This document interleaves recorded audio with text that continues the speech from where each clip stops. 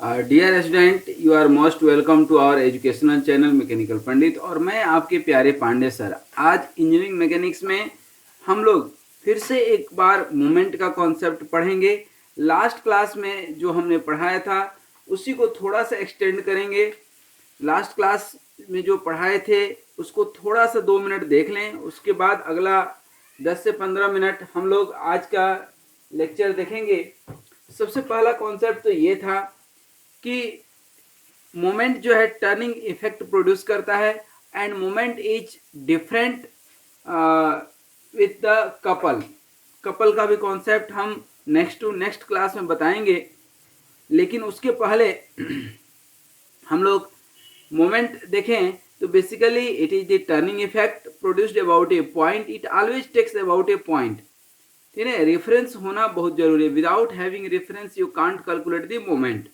Mathematically you will see then it is the force into perpendicular distance. Always we take the perpendicular distance. Graphical method के through हम लोगों ने देखा था कि मोमेंट जो निकालते हैं किसी भी फोर्स का अबाउट एनी पॉइंट, तो what you have to do, just take this point about which you want to calculate the moment and make a triangle।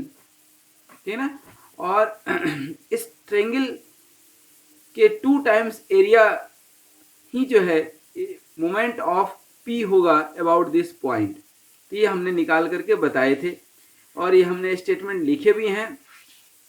यहाँ पर लिख दें 2 इंटू एरिया ऑफ ट्रायंगल। ठीक है, 2 इंटू एरिया ऑफ ट्रायंगल। और ये हमने एप्लीकेशन बताए थे कि the moment of a force about any point is geometrically equal to twice the area of triangle. इसी को हमने यहाँ पर स्टेटमेंट में लिखा है। ठीक है ना। फिर टाइप्स ऑफ मोमेंट में क्लॉकवाइज और एंटी क्लॉकवाइज हमने बताया था कि जनरली क्लॉकवाइज को हम नेगेटिव लेंगे और एंटी क्लॉकवाइज को पॉजिटिव लेंगे। इसके बाद जो है हमने एक बहुत ही इंपॉर्टेंट कॉन्सेप्ट बताए थे, वेरिग्नॉन प्रिंसिपल, या इसी को लॉ ऑफ मोमेंट भी कहते हैं। ये लॉ ऑफ मोमेंट सिर्फ इतना सा ही कहता है, if number of forces are acting on a particle, then the algebraic sum of moment of all the forces will be equal to the moment of resultant about the same point। और ये हमने proof भी किया था कि moment of resultant will be algebraic sum of individual forces। ठीक है ना, इसको हमने प्रूफ किया था। और इसके साथ ही एक बहुत ही शानदार प्यारा सा और इम्पोर्टेंट न्यूमेरिकल कराए थे कि कोई स्फेरिकल बॉल है और इसके ऊपर हम जब फोर्स लगाते हैं कोई P, तो जो है ये ओब्वियसली इस ब्लॉक को ये टॉपल करेगा। ठीक है, और ये जो टॉपल करेगा तो इसके लिए P का अमाउंट कितना होना चाहिए ये हम सिर्फ और सिर्फ मोमेंट के हेल्प से बना सकते हैं, और यही हमने यहाँ पर बनाए हैं। ये हमने बहुत डिटेल में समझाया था लास्ट लेक्चर नंबर 6 में। अब आज लेक्चर नंबर जो 7 है हमारा, जो आपके सामने ही है, इसमें आप ध्यान देंगे तो बेसिकली आज के लेक्चर में ये मोमेंट एंड इट्स एप्लीकेशन, तो इसका एप्लीकेशन बचा हुआ है एप्लीकेशन वाला पार्ट बचा हुआ है। ठीक है ना। तो एप्लीकेशन ऑफ मोमेंट में यूँ तो इसके हजारों एप्लीकेशन है, मशीनरी में है, रियल लाइफ में भी है। आप कभी अपने हाथ को जो है टर्न करके देखिए। ठीक है ना, आप दरवाज़ा खोलते हैं तो वहाँ भी टर्निंग मोमेंट है। ठीक है ना, आप कभी कार में जैक वगैरह यूज किए हों, ट्यूबवेल यूज किए हों, ट्यूबवेल भी मोमेंट के कॉन्सेप्ट पे ही काम करता है, क्योंकि आप देखेंगे ट्यूबवेल में कि ये आपका क्या है, ट्यूबवेल है। ठीक है ना, ये आपका प्लंजर है और इसके ऊपर जो है ये वाशर रहता है और इधर से पानी गिरने का है, और यहाँ पर जो है ये लीवर लगा हुआ है। ठीक है, अब आप यदि ध्यान दिए हों ये लीवर जितना बड़ा होगा, ठीक है ना, उतना जो है कम फोर्स लगेगा, जितना छोटा होगा उतना ज़्यादा लगेगा। क्यों? क्योंकि यहाँ पर ये जो पानी निकल रहा है, जो रेसिप्रोकेटिंग मोशन है, basically due to the turning effect produced by this lever. तो ये होता है क्या, लीवर बोलते हैं इसको। तो यहाँ पर लगता है मोमेंट, तो क्या है, फोर्स इनटू परपेंडिकुलर डिस्टेंस हमने बताया था। तो यहाँ मोमेंट चाहिए हमें, तो कांस्टेंट मोमेंट के लिए फोर्स थोड़ा कम कर देंगे और लीवर बड़ा कर देंगे। तो लीवर दैट मीन्स कि एल बड़ा कर देंगे तो फोर्स ऑटोमेटिक कम हो जाएगा, मोमेंट उतना का उतना ही मिलेगा। यदि लीवर कम कर देंगे तो फोर्स बढ़ाना पड़ेगा, मतलब या तो 2 × 4 कर दें या 4 × 2 कर दें, मिलेगा तो मोमेंट उतना ही। तो उतना ही मोमेंट चाहिए तो हम क्यों ना लेंथ बढ़ा दें ताकि फोर्स हमारा कम लगे। यदि आपने लेंथ कम कर दिया तो फोर्स क्या हो जाएगा, बढ़ाना पड़ जाएगा। ठीक है, तो आई थिंक यहाँ तक कॉन्सेप्ट क्लियर हो गया। तो बेसिकली जो मैकेनिक्स है और हमारे सब्जेक्ट पॉइंट ऑफ व्यू से है, उसमें 2 एप्लीकेशन सबसे इम्पोर्टेंट है। पहला एप्लीकेशन है किसका, लीवर का, जो अभी हमने आपको एक समझाया, ठीक है ना। और दूसरा एप्लीकेशन है कि to find out the position of resultant force, finding the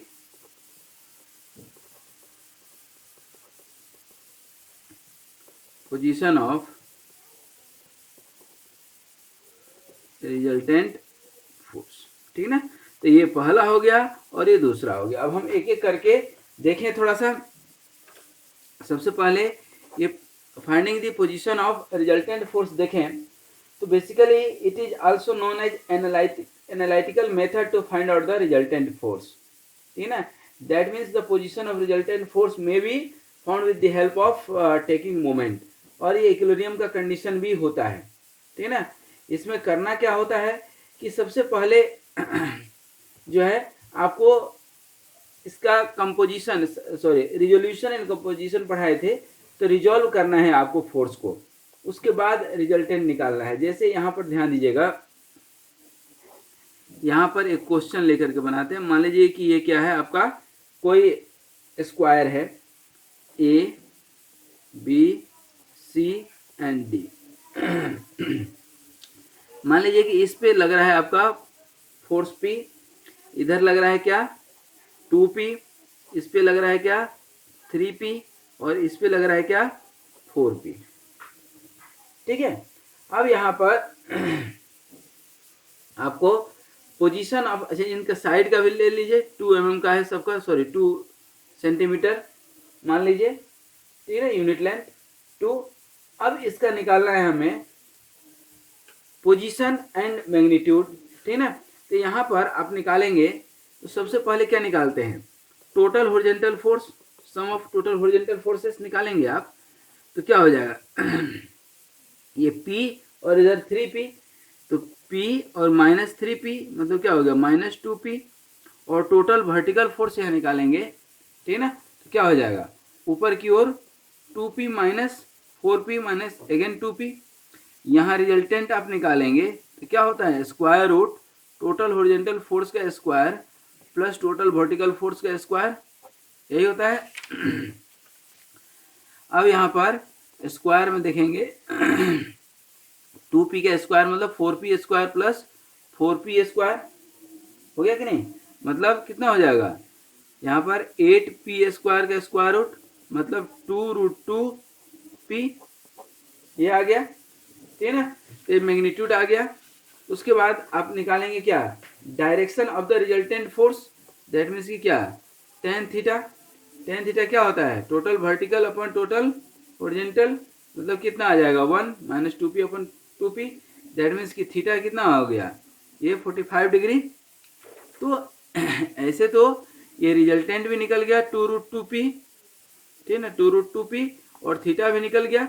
लेकिन एग्जैक्टली रिजल्टेंट लग कहाँ रहा है, अरे बात समझ में कि रिजल्टेंट इसमें लग कहाँ रहा है, ठीक है। तो हम जो है एज्यूम करके चलते हैं, ठीक है ना। हम क्या करते हैं, एज्यूम करते हैं कि यहाँ जो है रिजल्टेंट लगेगा, और रिजल्टेंट का एंगल कितना निकला 45 डिग्री, ठीक है ना।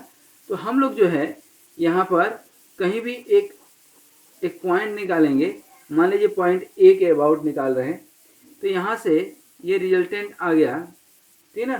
तो ये एंगल जो है कितना हो गया आपका 45 डिग्री, है कि नहीं, कितना है 45 डिग्री। और ये 45 डिग्री हो गया, ये यदि आप पूरा निकालेंगे ये तो 180 डिग्री, ये पूरा निकालेंगे तो कितना हो जाएगा 180 प्लस 45 मतलब 225। और यहाँ से इस पॉइंट के अबाउट निकालेंगे, ये क्या निकालते हैं आप, परपेंडिकुलर डिस्टेंस। अब सवाल ये है कि ये जो डिस्टेंस है ये कहाँ से जा रहा है ये भी आपको नहीं मालूम है, और ये परपेंडिकुलर डिस्टेंस तो नहीं ही मालूम है, ठीक ना। मालूम क्या है, ये वाला मालूम है, ठीक है। तो हम क्या करते हैं, just we take the moment, ठीक है ना। कैसे निकालेंगे ध्यान दीजिएगा, क्या लेंगे equation, taking moment about A, taking moment about A के अबाउट आप क्या करते हैं मोमेंट ले लेते हैं। तो रिजल्टेंट ये कितना निकला है 2√2p, यही है ना आपके सामने। तो क्या हो जाएगा 2√2p into x equal to, अब इधर क्या है डिस्टेंस कितना है 2p और ये 3p, और इधर p तो इसी के अलोंग लग रहा है और 4p भी इसी के अलोंग लग रहा है। तो ये 4p और p का तो रोल नहीं है, 2p का जरूर रोल है एंटीक्लॉकवाइज में। तो क्या हो जाएगा 2p इंटू 2 ये लेंथ, और ये 3p into A, that means की 3p इंटू 2। यहाँ पर x निकालेंगे तो क्या हो जाएगा 10/2√2। अब निकाल करके देख लीजिए, p तो कैंसिल होगा, ठीक है ना। 10/2√2 दैट मीन्स की 5/√2, दैट मीन्स की क्या आ जाएगा 3.5, दैट मीन्स की ये x निकल गया। यदि ये x निकल गया तो क्या ये निकल जाएगा b, निकल जाएगा सर, बिल्कुल निकल जाएगा। कैसे निकलेगा, ये परपेंडिकुलर, ठीक है ना, ये बेस, ये हाइपोटेनियस। तो कोई भी एंगल ले लीजिए, cos 45 डिग्री ले लीजिए, cos 45 डिग्री ले लिए। जैसे ही cos 45 डिग्री लीजिएगा आप तो क्या हो जाएगा बेस अपन हाइपोटेनियस, बेस क्या है 2√2p अपन हाइपोटेनियस क्या हो गया b। तो b मतलब क्या है 2√2p अपन cos 45 डिग्री, और cos 45 डिग्री मालूम है, cos 45 डिग्री का मालूम है। तो इससे आप क्या निकाल सकते हैं b निकाल सकते हैं। अब ये b जो है बाय डिफॉल्ट p के टर्म में आ रहा है, ठीक है ना। तो आप p चाहे तो हटा दीजिए, p सॉरी ये तो मैग्नीट्यूड है 2√2p का, नहीं ये मालूम ही नहीं हमें, इसको हटाना पड़ेगा, ठीक है ना। 10 45 डिग्री आप निकाल लीजिए, ठीक है ना, तो भी नहीं निकलेगा। हाँ तो ये निकल जाएगा 10 45 डिग्री परपेंडिकुलर अपन बेस, इसका कुछ नाम कर दीजिएगा, ठीक है ना। और फिर ये निकालना पड़ेगा आपको b। तो आप दी बेस्ट है कि साइन 45 डिग्री निकाल लीजिए। देखिए sine 45 degree perpendicular upon hypotenuse, तो b equal to x by sine 45 degree, ठीक है ना। यहाँ पर ऑलरेडी आप x निकाल चुके हैं तो b निकल जाएगा कि नहीं। यहाँ पर थोड़ा देखिए गलती हो गया था, यहाँ पर p नहीं आएगा क्योंकि ये तो मैग्नीट्यूड है ना, लेंथ थोड़ी ही है। तो आप यहाँ से भी लेंथ निकाल सकते हैं, तो b भी निकल गया, x भी निकल गया, एंगल भी निकल गया, ठीक है ना। तो इस तरह से आप जो है मोमेंट का एप्लीकेशन कर करके आप जो है position of the resultant forces निकाल सकते हैं। एक छोटा सा और जो है कॉन्सेप्ट है जो है मोमेंट का, जिसको कि हम लोग पढ़ते हैं, उसको हम लोग बोलते हैं क्या लीवर, क्या बोलते हैं लीवर, ठीक ना। It is one of the most important जो है पार्ट है, जो अभी हमने ट्यूबवेल का जो कॉन्सेप्ट बताया था, इसको भी क्या बोलते हैं लीवर आर्म बोलते हैं, ठीक ना। अब इसमें लीवर जो है ये तो पूरा का पूरा क्या हो गया आर्म हो गया। लीवर जो है 3 चीजों से मिलकर के बना होता है, ठीक ना। लीवर का जो है पार्ट्स जो है कौन कौन से होते हैं, लीवर के पार्ट्स क्या क्या होते हैं, जैसे एक तो लोड आर्म होगा, जहाँ पर आप लोड आर्म लगाएंगे, ठीक है ना। दूसरा होता है आपका एफर्ट आर्म,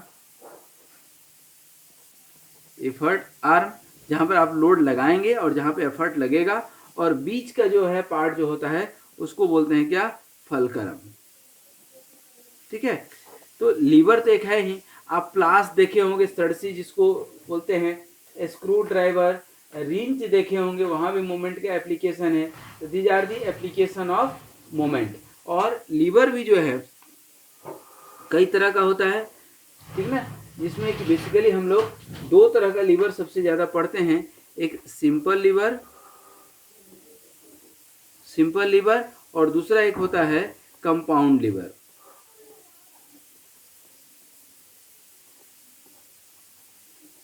दूसरा क्या होता है, compound lever, simple lever and compound liver.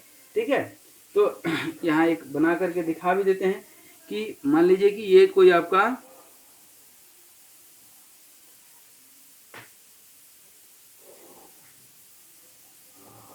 यहाँ पर क्या हो रहा है, एक डब्लू लोड लग रहा है, और ये जो है आपका क्या है, टर्निंग पार्ट होता है, जिसको कि हम लोग बोलते हैं फलक्रम। क्या बोलते हैं, फलक्रम, ठीक ना। और इसको बोलते हैं हम लोग क्या, लोड आर्म। ठीक है, और इसको बोलते हैं हम लोग क्या, एफर्ट आर्म। ठीक है, और ये क्या हो गया, पी, और ये जो है मान लीजिए डिस्टेंस क्या है ए, और ये लोड आर्म का डिस्टेंस हो गया बी। अब यहाँ पर आप निकालेंगे तो ये क्लॉकवाइज और ये एंटी क्लॉकवाइज, ठीक ना, ये दोनों क्या हो जाएगा, बराबर P into A equal to W into B. अब आप रिलेशन निकाल दीजिएगा, W by P equal to क्या हो जाता है, A बाई बी, होगा कि नहीं, ठीक ना। और ये W by P equal to A by B को ही हम लोग बोलते हैं मैकेनिकल एडवांटेज। इसको बोलते हैं हम लोग, लिख देते हैं, इसको बोलते हैं हम लोग मैकेनिकल एडवांटेज, मैकेनिकल एडवांटेज, ठीक है ना, क्या बोलते हैं, मैकेनिकल एडवांटेज। और इसको जो है, ये जो है आपका ये मैकेनिकल एडवांटेज हो गया, और इसको हम लोग बोलते हैं लीवरेज, लीवरेज, ठीक ना।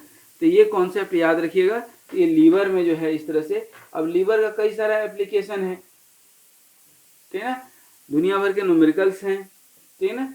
अब इन न्यूमेरिकल्स को भी आप ट्राई कर सकते हैं, ठीक है ना। रिंच हमने एक जो एग्जांपल बताया, लेडर जो हमने बताया एग्जांपल, वो भी अपने आप में क्या है, लीवर का ही एक एग्जांपल है, ठीक है ना, वो भी एक लीवर का ही एग्जांपल है। और लेडर जो हम बता रहे थे अभी, ठीक है ना, ये लेडर भी जो है अपने आप में एक इसी के एग्जांपल है, ठीक है ना। और यहाँ पर फोर्स काम करता है, यहाँ पर जो है इसको ये टॉपल करने की कोशिश करेगा, तो यहाँ पर क्या लगता है, फ्रिक्शन लगेगा। फ्रिक्शन भी हमारे मैकेनिक्स में है, जो कि काफ़ी डिटेल में पढ़ाएंगे हम, काफ़ी डिटेल में पढ़ाएंगे आने वाले समय में, ठीक है। तो ये सब जो है लीवर का कॉन्सेप्ट है। लीवर के ऊपर काफ़ी सारे न्यूमेरिकल हैं, लेकिन हर न्यूमेरिकल में ध्यान रखिएगा कि आपको कहीं ना कहीं जो है किसका एप्लीकेशन रहेगा, मोमेंट का। बिना मोमेंट का जो है नहीं होगा। जिससे आप कार वगैरह देखे होंगे, उठाते हैं ना, जैसे कार वगैरह पंचर हो जाती है, तो वहाँ भी जो है स्क्रू जैक जो है आप लगा करके यहाँ पर आप रॉड से देखते होंगे ना, उठाता है, तो रॉड जितना लंबा रहेगा उतना एफर्ट क्या लगेगा, कम लगेगा, ठीक है ना, लोड वो ज़्यादा से ज़्यादा उठा पाएगा, ठीक है। तो ये सब इसका कॉन्सेप्ट है, ठीक है ना। कोई बॉडी को जो है मूव करना हो, बहुत, ठीक है ना, बहुत हेवी लोड वाली बॉडी है, ठीक है ना, हेवी वेट की बॉडी है, इसको मूव करना हो तो आप देखते होंगे ना कि बांस से या किसी चीज़ से जो है, रॉड से इसको हल्का हल्का खिसकाते हैं। तो क्या होता है, एक सिंपल आदमी, एक छोटा आदमी भी लीवर के हेल्प से बड़ा काम कर सकता है। दैट मीन्स कि यहाँ पर आप देख रहे होंगे कि मैकेनिकल एडवांटेज क्या है, यही तो मैकेनिकल का कॉन्सेप्ट है। Lever is one of the most important. ये मशीन डिजाइन में तो हमने बहुत डिटेल में पढ़ाए हैं, टू मच डिटेल में, कि लीवर की डिजाइन कैसे करते हैं, लीवर काम कैसे करता है, किस तरह से लीवर का। आप सिंपल जो है नेल कटर, ये नेल कटर भी क्या है, एक लीवर का ही एग्जाम्पल है और कुछ नहीं, एक छोटा सा मैकेनिज्म है।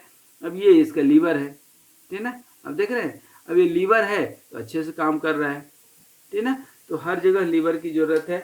और मैकेनिकल का एक इम्पॉर्टेंट कॉन्सेप्ट है, ये मशीन डिजाइन के कॉन्सेप्ट, मशीन कंपोनेंट डिजाइन में इसको बहुत डिटेल में पढ़ाएंगे। आज यहीं तक, नेक्स्ट क्लास में हम लोग इक्विलिब्रियम ऑफ द बॉडी पढ़ेंगे, ठीक है ना। और समय मिला तो कुछ न्यूमेरिकल भी उसके ऊपर करेंगे। इक्विलिब्रियम ऑफ बॉडी के ऊपर तो काफ़ी सारे न्यूमेरिकल करने पड़ेंगे, तभी जा करके कॉन्सेप्ट क्लियर होगा। तो आज यहीं तक, फिर हम लोग नेक्स्ट क्लास में मिलेंगे किसी नए कॉन्सेप्ट के साथ। और इक्विलिब्रियम ऑफ द बॉडी, फिर कपल भी पढ़ाना है अपने को, ठीक है ना। तो ये सब जो है सब statics of force system, force का जो बेसिक कॉन्सेप्ट है उसमें ही चल रहा है, ठीक है। आज यहीं तक, आप सब स्वस्थ रहिए, मस्त रहिए और मुस्कुराते रहिए। इन्हीं शुभकामनाओं के साथ विदा लेते हैं, फिर मिलेंगे। Thank you very much.